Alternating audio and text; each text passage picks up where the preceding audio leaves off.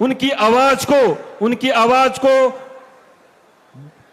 आवाज बनने का काम करें। साथ ही साथ जिस आस्था और उम्मीद के साथ हम सभी युवा यहाँ पे एकत्रित हुए हैं, उनकी उम्मीदों को आप एक रास्ता देने का काम करें। उनको आने से पहले मैं कहना चाहता हूं, जुल्मी जब जब जुल्म करेगा सत्ता के गलियारों से, चप्पा चप्पा गुंज उठेगा इनकलाब के नारों से। सुदेश महतो जी का इनकलाब के नारों के साथ में स्वागत कर रहे। इनकलाब जिंदाबाद, इनकलाब जिंदाबाद, सुदेश महतो जिंदाबाद, जिंदाबाद जिंदाबाद, सुदेश महतो जिंदाबाद, जिंदाबाद जिंदाबाद। आवाज दो हम एक है, एक है एक, आवाज दो हम एक है। सुदेश महतो जिंदाबाद, जिंदाबाद जिंदाबाद, सुदेश महतो जिंदाबाद, जिंदाबाद जिंदाबाद, आसू पार्टी जिंदाबाद, जिंदाबाद जिंदाबाद, आसू पार्टी जिंदाबाद, जिंदाबाद जिंदाबाद, सुदेश महतो जिंदाबाद, जिंदाबाद जिंदाबाद, सुदेश महतो जिंदाबाद, जिंदाबाद जिंदाबाद, सुदेश महतो जिंदाबाद, जिंदाबाद जिंदाबाद। आदरणीय श्री सुदेश कुमार महतो जी।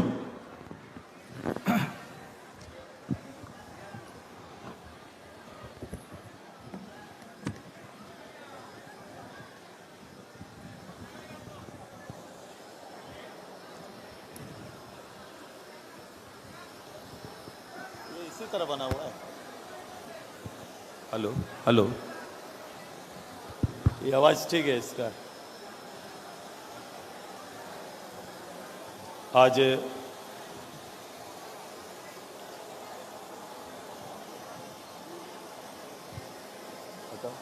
यहाँ रख देना। प्रभात तारा मैदान के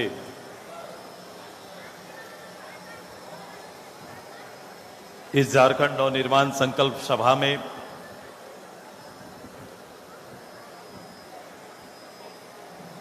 आज मैं अपने जुआजसू और छात्र इकाई की ओर से आहूत इस संकल्प सभा में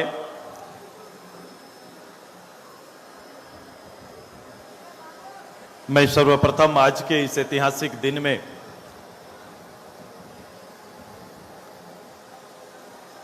अपने झारखंड आंदोलन के संघर्षरत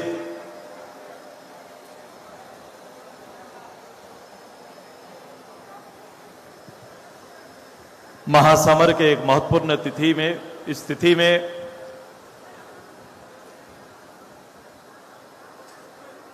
गोवा में शहीद आज से 44 साल पूर्व मैं अपने उस गोलीकांड के शहीदों के प्रति अपनी श्रद्धांजलि अर्पित करता हूं।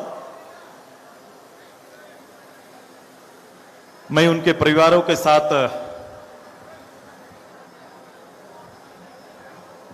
ये पूरा झारखंड आज खड़ा है और आज मुझे लगता है गोवा गोलीकांड के इतिहास में आज राज्य की राजधानी के इस मैदान से राज्य भर के हजारों हजार नौजवानों ने 2 मिनट खड़ा होकर उनके प्रति समर्पित करके एक ऐतिहासिक मूल्यों को आत्मसात करने का काम किया है। झारखंड आंदोलन के कोख पर, झारखंड के सपूतों की शहादत पर बने इस प्रदेश में हमारा संगठन झारखंड के जल जंगल जमीन, झारखंड के स्वाभिमान, झारखंड के आन बान और शान की रक्षा के लिए न केवल एक राजनीतिक दल या संगठन के रूप में बल्कि अपने आप में एक आंदोलन का प्रतीक है। 2000 से लगातार एक राजनीतिक दल के रूप में इस राज्य की बुनियादी जरूरतों को पूरा करने के लिए सामाजिक सरोकार, आर्थिक उन्नति, राजनीतिक चेतना और सांस्कृतिक धरोहर के संरक्षण के लिए इस संगठन ने हक अधिकार के लिए हमेशा संघर्ष किया है। हम अपने निर्माण के 24वें वर्ष पर प्रवेश कर चुके हैं और उसके उपरांत हम इस जगह पर खड़ा होकर अपने प्रदेश की कल्पना कर रहे हैं। वर्तमान समय में राज्य में स्थापित राजनीतिक दल, और मैं आज पढ़ रहा था गोवा गोलीकांड के इतिहास को, कि गोवा गोलीकांड को लोगों ने और इतिहास ने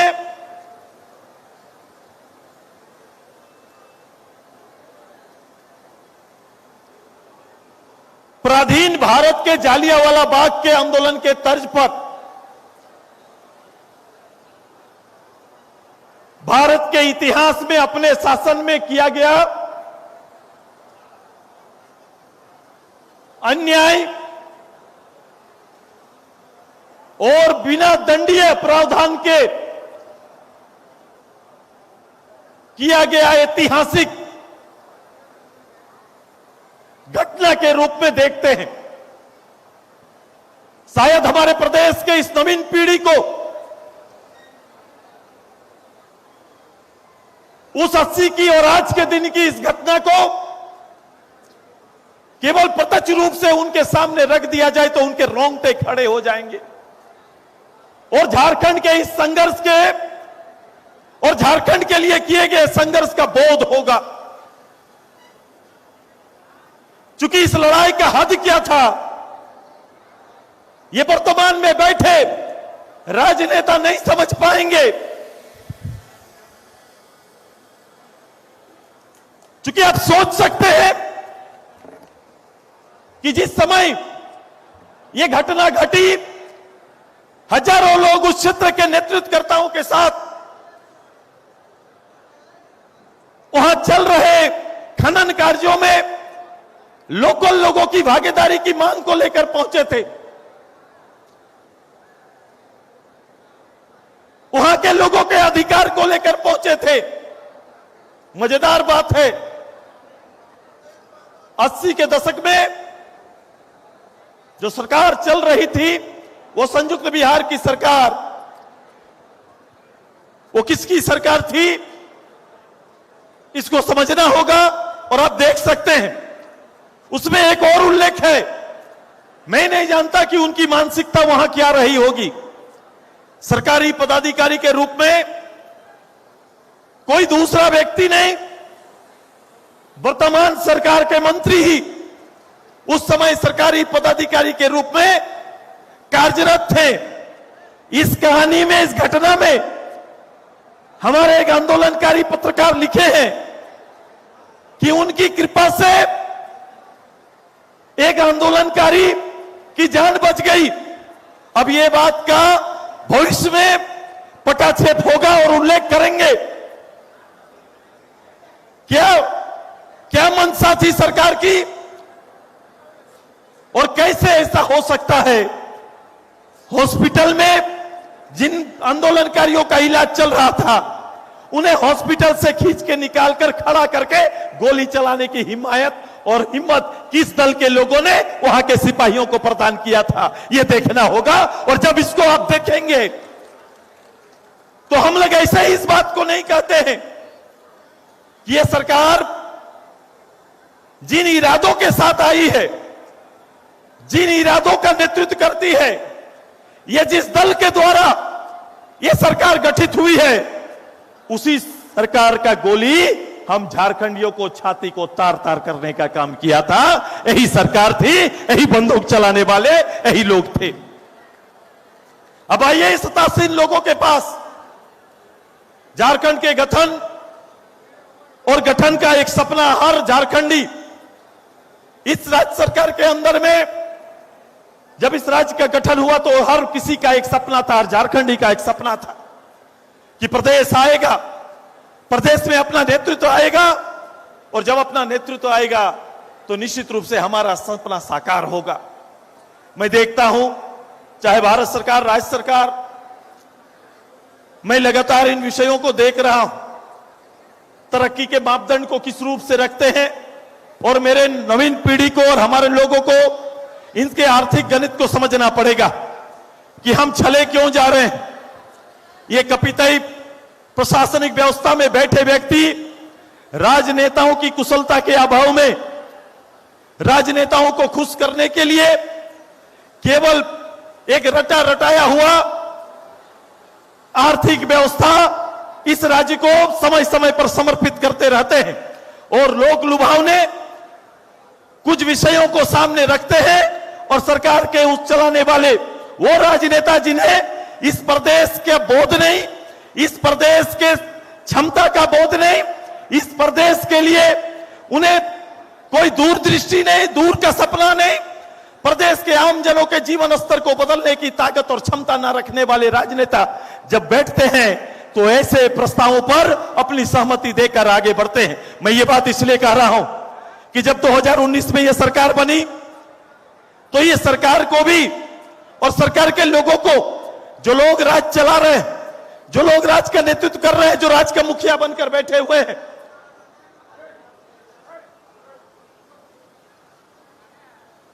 जो राज का मुखिया बनकर बैठे हुए हैं, जब वो युवाओं के लिए, चूंकि आज का ये पूरा कार्यक्रम इस राज्य के सबसे ज्वलंत विषय को समर्पित है।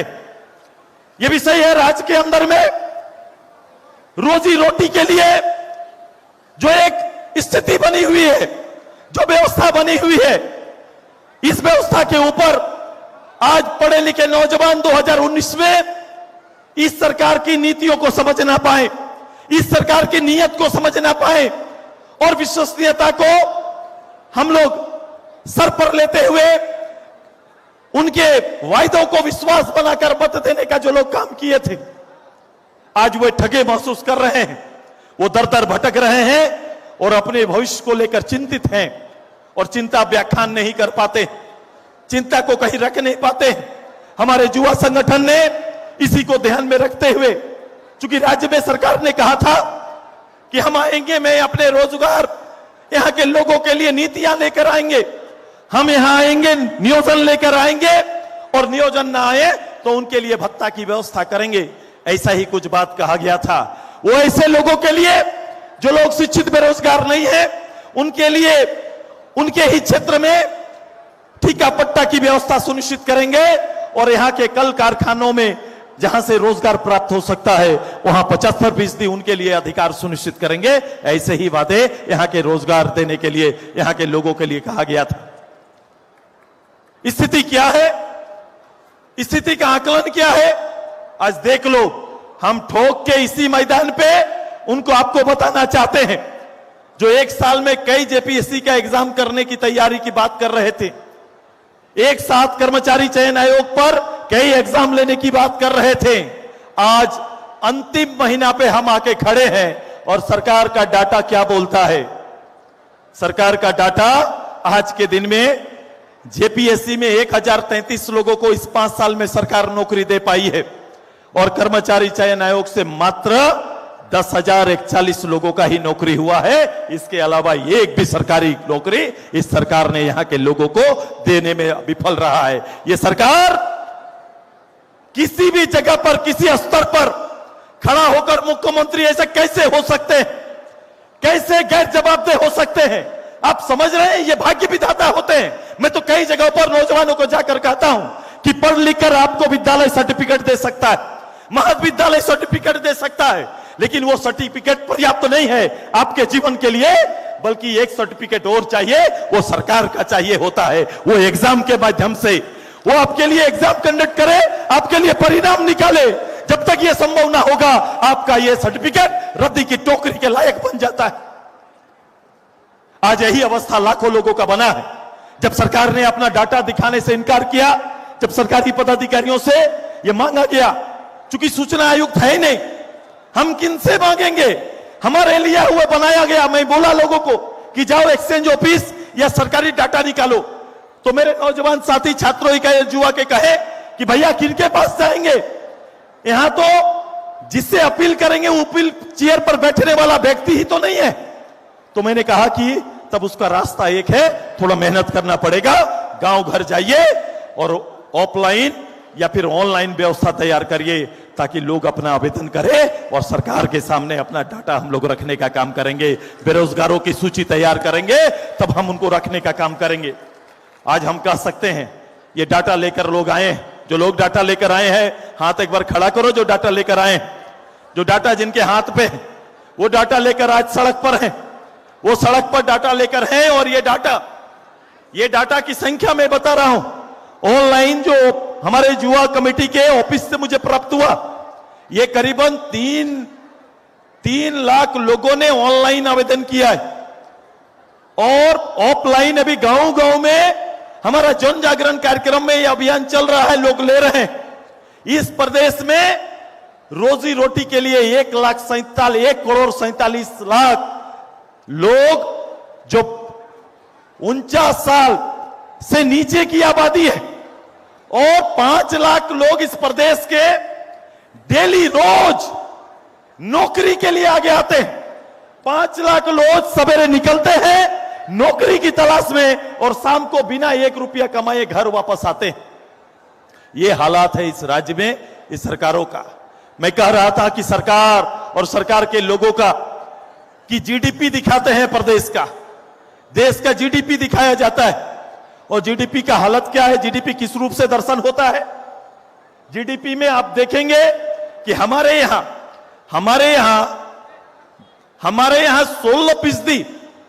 16% इनकम कृषि से आता है। इस देश और कमोबेश राज्य का भी यही हालत है। लेकिन उससे इनकम इस प्रदेश के 50% के लोग उस पर निर्भर करते हैं। उद्योग से भी हमारे यहां पर और देश में तो करीबन 22% का एक ग्रोथ हमारा है। और उसमें तो करीबन वही 22-24% लोग जिससे अपना इनकम तैयार करते हैं। लेकिन सर्विसेज में इसकी संख्या सबसे ज्यादा है और जिसकी संख्या सबसे ज्यादा है वहां 24-25%, लेकिन उससे इनकम करने वाले लोगों की संख्या लगभग 26% के आसपास है। यह है यहां का डाटा जिसके माध्यम से हम लोग दिखाने का काम करते हैं। यह सरकार का संपत्ति हो गया तो क्या फर्क पड़ता है? सरकार के पास संपत्ति है, अगर वो मैं लोगों के जीवन पर उतार नहीं पाया, लोगों के जीवन स्तर को अगर चेंज नहीं कर पाया, चूंकि कृषि आधारित जो लोग हैं उसमें 50% आबादी वही गरीबी रेखा से नीचे जीवन जी रहे हैं, वही परिवार गरीबी रेखा से नीचे जी रहा है। और आज का डाटा है भारत में सबसे ज्यादा गरीब किसान कहीं पर है तो हमारे झारखंड में पाए जाते हैं। सबसे ज्यादा किसान गरीब कहीं पर है तो वो झारखंड में है। यहां पर हर किसान के परिवार का पर डे इनकम किसान के परिवार का 27 रुपया से 33 पैसा है। 27 रुपया से 33 रुपया तक का है। मतलब एक किसान परिवार का एक परिवार एक दिन में जो उनका किसान और उसके कामकाज और उससे काम करने पर जो इनकम होता है परिवार में अगर बंटवारा होगा तो 27 से 33 रुपया का इनकम है। आइए, मैं ऐसी व्यवस्था लाने की बात नहीं करता, इस व्यवस्था को आगे बढ़ाने की बात नहीं करते। मैंने कहा कि सरकार में अभी कहा था, इस सरकार ने यहां के मूल लोग और जमींदार लोग, यहां के मूलवासी आदिवासी के जमीन का, ये इनकी जमीन का ये डिजिटल डकैती कर रहे हैं। मैं ऐसे नहीं कहा था, आज के दिन में ये प्रमाणित है कि डिजिटल डकैती चल रहा है और यहां के आदिवासी के करीब 1000 करोड़ की लागत के 1000 करोड़ की कीमत के जमीनों को इन लोगों ने गलत रैयतों के हाथ में देने का काम किया है। इसके सफल उदाहरण है और जांच एजेंसी जो जमीन घोटाले की जांच कर रही है उस एजेंसी ने इस बात को उल्लेखित किया है। क्या हो रहा है? सरकारी कार्यालय में डीसी के कार्यालय के बगल में एक कार्यालय स्थापित है। मैं डिजिटल डकैती का उल्लेख कर दे रहा हूं, जहां बैठकर आपके खतियान के साथ छेड़छाड़ हो रहा है, आपके खतियान के साथ छेड़छाड़ हो रहा है। रैयत के नाम बदले जा रहे हैं और बदला हुआ रैयत किसी को एग्रीमेंट कर दे रहा है और वही एग्रीमेंट पेपर लेके सरकारी सिपाही के जोर पर जमीन में दखल करने जा रहे हैं और मूल्यों को बेदखल करने की तैयारी है सरकार कर रही है। इसका 100 उदाहरण है। इस तरह से डिजिटल डकैती हो रहा है, इस तरह से तैयारी सरकार कर रही है। इस तरह के काम इस सरकार के अंदर में हो रहा है। यह तैयारी सरकार का चल रहा है। मैं आपके माध्यम से इस प्रदेश में मैं अपने नौजवानों को मैं इन्हें कहा कि हमारा संकल्प बड़ा स्पष्ट है और मैं अपने संकल्पों को मैं इस प्रदेश को और यहां के नौजवानों को समर्पित करता हूं। हमारी लड़ाई बड़ी है। मैं इस राज्य के न केवल भावनात्मक चीज को बल्कि प्रशासनिक समझ हमारी है और हमारा संगठन, हमारा नेतृत्व, हम मिलकर इस प्रदेश को आगे ले जाना चाहते हैं। मैं आपको इसी मंच से मैं आने वाले 2 महीने के लिए आपको और नौजवानों को एक पटल पर लाने की तैयारी चल रही है। मैं विश्वास दिलाता हूं आने वाले समय में हमने तय किया है कि हमारा मैनिफेस्टो आएगा। अभी कुछ दिन के अंदर हमारा मैनिफेस्टो आएगा और मैं यहां के नौजवान, चाहे शिक्षित, सेमी स्किल या किसी तरह का नौजवान है, उसका 3 लेवल का तैयारी हम कर रहे हैं, 3 स्तर का तैयारी कर रहे हैं। और मैं आपको बताऊंगा कि प्रदेश का कोई भी नौजवान चाहे जिस स्तर का हो, इसका भटकाव नहीं होगा, अपने प्रदेश में सेवा करते हुए नजर आएगा। यह तैयारी हमारी चल रही है। यह बड़ा स्पष्ट नीति है। मैं अपनी नीतियों को भी बड़ा स्पष्ट रूप से लाएंगे। नीति, नीयत और विश्वसनीयता, हमारी नीति, नीयत और विश्वसनीयता क्षुण्ण रहेगा और मैं इसकी तैयारी कर रहा हूं। इस प्रदेश में जो संभावना है, मैं गुणात्मक रूप से इस संभावनाओं को एक एक नौजवान के दरवाजे पहुंचाने का हमारा संकल्प है और हम इस तैयारी में लगे हुए हैं। इस सरकार से अपेक्षा नहीं की जा सकती है। यह सब सरकार और इसके लीडर अपेक्षा के लायक नहीं है।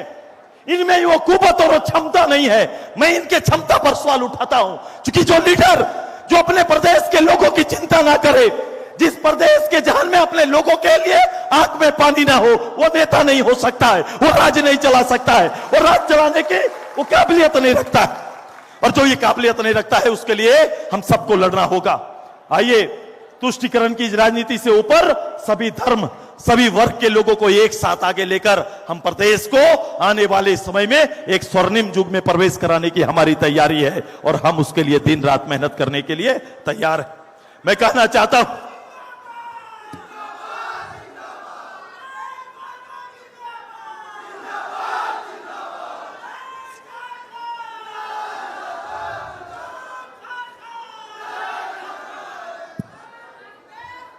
ये राज्य के आंदोलनकारियों का भावना का राज्य नहीं है। इनके द्वारा उनके भावनाओं का सम्मान नहीं किया जा रहा है। वर्तमान में ये किसी का नहीं, अपने पार्टी, अपने परिवार, अपने पिताजी का सम्मान नहीं हो रहा है। मैं कह रहा हूं, अब देखो, मैं उदाहरण दे रहा हूं। उदाहरण है गुरुजी, झारखंड मुक्ति मोर्चा के अध्यक्ष जी, जिन्होंने शराबबंदी को लेकर आंदोलन चलाया था। अब बताओ, ये झारखंड मुक्ति मोर्चा के अध्यक्ष और नेता जिन्होंने शराबबंदी को लेकर आंदोलन चलाया था, आज उसी का पुत्र, इस राज्य का मुखिया, गांव में शराब बेचने का काम कर रहा है। सरकार शराब बेचने का काम कर रही है। सरकार शराब बेचने का काम कर रही है, उसके लिए नीतियां बना रही है। 2 नीति, 3 नीति, रोज नीतियां बनती है। आप समझ सकते हैं, जो अपने अध्यक्ष की नीतियों पर जो नहीं चल रहा है, वो सरकार कहां चल रही है, इसको देखने का काम करिए। हेमंत सरकार, हम कह रहे हैं कि ये सरकार, हेमंत सरकार नहीं, इसका आचरण शिकारी वाला आचरण हो गया है।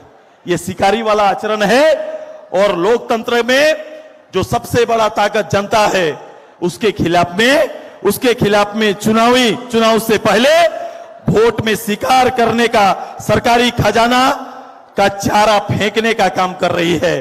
देख रहे हैं आप, चुनावी शिकार जनता को बनाने का तैयारी ये सरकार कर रही है और उसी का चारा फेंकने का काम कर रही है। मैं कहता हूं, ये सरकार चल नहीं रही है, चल रही है और इसी की तैयारी सरकार काम कर रही है। ये सरकार चरने का काम कर रही है। ये जाल फैला रही है। योजनाओं के नाम पर ईमानदार रहते तो ये योजना प्रारंभ हो जाता और ये योजना लोगों के जीवन में आता। ये योजनाएं अभी प्रारंभ हुई है और 1 महीना बाद बंद हो जाएगा। मैंने कहा कि महिलाओं से किया वादा, मुख्यमंत्री जी चूल्हा खर्चा के जगह चुनाव खर्चा की तैयारी आप कर रहे हैं, यही देने का काम कर रहे हैं। 2000 रुपया अगर चूल्हा खर्चा देते तो आज महिलाओं के पास 5 साल का कितना फंड होता। नौजवानों को 5000 नौकरी नहीं दिए तो 5000 7000 देते हैं, तो हर ग्रेजुएट का 3 लाख और पोस्ट ग्रेजुएट का 4,20,000 रुपया होता। ये सरकार के पास उधारी है। खड़ा होकर सरकार से अपने हिस्से का हक मांगना चाहिए कि आपने हक मारा है। यहां के ग्रेजुएट का 3 लाख का हक मारा, पोस्ट ग्रेजुएट का 4,10,000 का हक मारा है, 20 लाख का हक मारा है। आपने महिलाओं का हक मारा है। जो 2000 रुपया चूल्हा खर्च था उसे हक मारने का काम किए हैं। ये आपको देखना पड़ेगा। ये सरकार ने यहां के लोगों का अस्मिता को खतरे में डाला है। आइए इस बड़ी चुनौती को स्वीकार आप सबको करना पड़ेगा और एक बड़ी तैयारी हम सबको मिलकर करना है। आने वाला 2 महीना हमारे साथ कदमताल करेंगे ना? कदमताल करेंगे ना सभी लोग? सभी लोग इस राज्य के नवनिर्माण का हिस्सा बनेंगे ना? इस राज्य के नवनिर्माण का हिस्सा बनेंगे ना आप सभी? इसके रोजगार की नीतियों को, ये रोजगार का मतलब पता नहीं समझते हैं। इस रोजगार केवल नौकरी नहीं या पैसा नहीं, कमाई नहीं। रोजगार नौजवानों को समाज में प्रतिष्ठा देती है। रोजगार से समाज में नौजवानों का प्रतिष्ठा बढ़ता है और ये प्रतिष्ठा के लिए हम सबको काम करना पड़ेगा। ये आने वाले 2 महीना इस निकम्मी सरकार को बेदखल करने के लिए सबको तैयार रहना पड़ेगा और सबको इसकी तैयारी करना है। तैयार हैं सभी कोई? खड़ा हो जाइए, सब खड़ा हो जाइए, खड़ा हो जाइए सब कोई। सब नौजवान सामने आ जाइए, खड़ा हो जाइए सब कोई।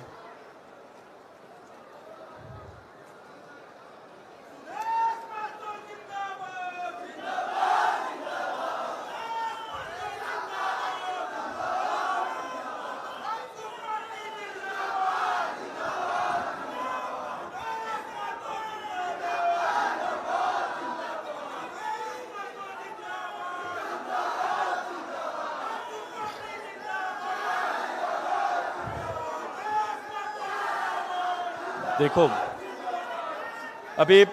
मैं अभी घूम रहा था तो कई जगहों पर किसानों को लेकर महिला को सम्मान देने की बात रोज अखबार में देख रहा था। अगर ईमानदारी रहती और बेहतर व्याख्यान अगर महिलाओं के सम्मान का रहता तो कभी भी जहां महिलाओं को मालिक बनाने की तैयारी हम पिछली सरकार ने किया था, 1 रुपया में जमीन रजिस्ट्री ये काम बंद नहीं करता, क्योंकि उस जमीन का मालिक बनाने की तैयारी कर रहे थे, जमीन के मालिक बन रहे थे, विचारों की समानता लाने की तैयारी हो रहा था, याचक बनाने की तैयारी में लगे हैं, मालिक के जगह याचक बनाने की तैयारी में लग गए। अब बताओ 3 साल पिछला किसान का जब सुखाड़ रहा तब इन लोगों ने कभी भी प्रधानमंत्री की उस योजनाओं का जो खेती के लिए इंश्योरेंस पॉलिसी था उसको 3 साल से नहीं किया है। अभी इंश्योरेंस पॉलिसी के लिए 500 करोड़ रुपया देने की बात कर रहे हैं। जिस साल बारिश ज्यादा हुआ उस समय ये पॉलिसी ये लेके आ रहे हैं। इनका हर चीज लूट का बू आता है, हर चीज में इनका इस प्रदेश को छलने का एक प्रोसेस ये लोग तैयार करते हैं। भाई राज चलाना इनके बस और कुबत की बात नहीं।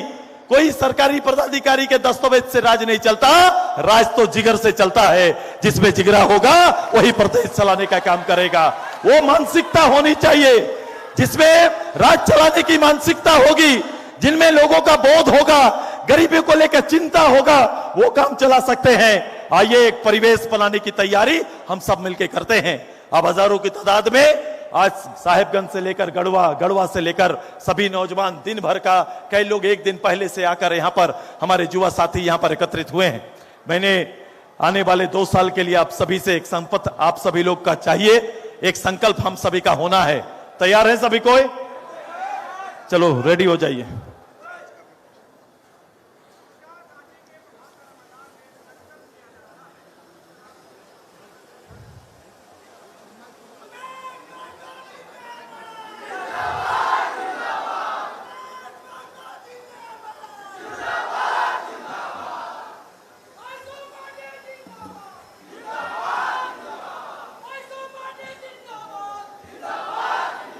मैं नीचे रख दो।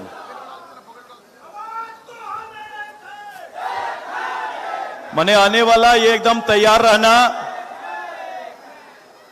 कि मैं चाहे जितना बड़ा अर्थशास्त्री कोई भी हो, मेरी तैयारी चल रही है। हम कभी भी इस प्रदेश को विकास दर के आधार पर नहीं, रोजगार दर पर आधार पर नापने का काम करेंगे। ये तैयारी हमारी। हम लोग का मासिक मूल्यांकन होगा और सरकार के लोगों से ये पूछेंगे कि ये महीना कितने लोगों का रोजगार सुनिश्चित किया, ये पूछने का काम करेंगे। ये तैयारी हमारी होगी, इस तैयारी के साथ आएंगे। आने वाले एक आध पखवाड़े के अंदर में हम इस राज्य की नीतियों को लेकर आएंगे। वस्तु स्थिति आपके पास रखे हैं। मैंने कहा कि इस प्रदेश के लोगों को संजोने का, यहां के लोगों के संवर्धन का ये तैयारी हमारी है। हर वर्ग के लिए हमारा कार्यक्रम तय है और उस कार्यक्रम को आपके पास लेके आएंगे और समय और काल के अनुसार हम उसकी तैयारी भी करेंगे। हम ये तैयारी हम कर रहे हैं। मेरा आप सभी से आग्रह है कि आप सभी आज जितने आए, हजारों लाखों की तादाद में जहां से जो लोग आए, आप सभी लोग इस राज्य के आने वाले 2 महीना के लिए आप सभी लोगों को हम सब मिलकर एक शपथ लेते हैं। मैं जब अपना नाम लेंगे तो आप भी मैं अपना से शुरू करिएगा। चलो, सब कोई रेडी है? सब कोई चलो। मैं शपथ लेता हूं कि झारखंड के लोगों के बुनियादी जरूरतों, सामाजिक सरोकार एवं आर्थिक उन्नति, राजनीतिक चेतना एवं सांस्कृतिक धरोहर के संरक्षण संवर्धन के लिए, उनके हक और अधिकार के लिए हमेशा संघर्ष करेंगे। हमारा लक्ष्य राज्य की समृद्धि, शांति और सुरक्षा है। हम राज्य के लोगों के लिए नीति, नियत और विश्वसनीयता को अक्षुण्ण रखेंगे। बहुत बहुत धन्यवाद। जय झारखंड, जय झारखंड। एक नारा कॉमन बना, आज एक नारा कॉमन बना है और यही नारा आगे जाना है। आपका नारा लगा? जो सरकार निकम्मी है, क्या है? मैं बोलूंगा, जो सरकार निकम्मी है वो सरकार बदलनी है। झारखंड का हर घर तक ये आवाज जाना चाहिए युवाओं का एक साथ। जो सरकार निकम्मी है वो सरकार बदलनी है। जो सरकार निकम्मी है वो सरकार बदलनी है। जो सरकार निकम्मी है वो सरकार बदलनी है। बहुत बहुत धन्यवाद, बहुत बहुत आभार। मैं सभी युवा साथियों का, मैं पार्टी के युवा एवं छात्र इकाई का बहुत बहुत आभार व्यक्त करते हुए अपनी बात को अंत करते हैं। धन्यवाद, जोहार, जय झारखंड। धन्यवाद सर, बहुत बहुत धन्यवाद। आपने वर्तमान युवा विरोधी सरकार को आईना दिखाने का काम किया है और हम सभी युवाओं को एक नई उम्मीद, एक नई किरण जो हम लोगों को आपने दिखाया है और जो शपथ हम लोगों को दिलाया है, इसके लिए हम सभी युवा आपका सदा आभारी रहेंगे। मैं सभा का समापन और धन्यवाद ज्ञापन के लिए छात्र संघ के प्रदेश अध्यक्ष ओम वर्मा जी को आमंत्रित करना चाहता हूं, वो आए और धन्यवाद ज्ञापन करें। ओम वर्मा जी। बहुत बहुत धन्यवाद। इस नवनिर्माण संकल्प सभा में आशु प्रमुख श्री सुदेश कुमार महतो जी ने जो बात कहा है, हम आपको आशा नहीं पूर्ण विश्वास दिलाते हैं कि इस निकम्मी सरकार को हम लोग इस राज्य से उखाड़ फेंकेंगे। इस नवसंकल्प सभा में आप आए हुए तमाम अतिथिगण का मीडिया कर्मी का और राज्य के कोने कोने से आए हुए सभी छात्रों का आभार व्यक्त करते हैं एवं धन्यवाद करते हैं कि आप आए हैं और संकल्प लिए हैं कि इस निकम्मी सरकार को उखाड़ फेंकेंगे। हम आभार व्यक्त करते हैं सभी मीडिया कर्मी बंधु का। बहुत बहुत धन्यवाद एवं आभार। आजसू पार्टी जिंदाबाद।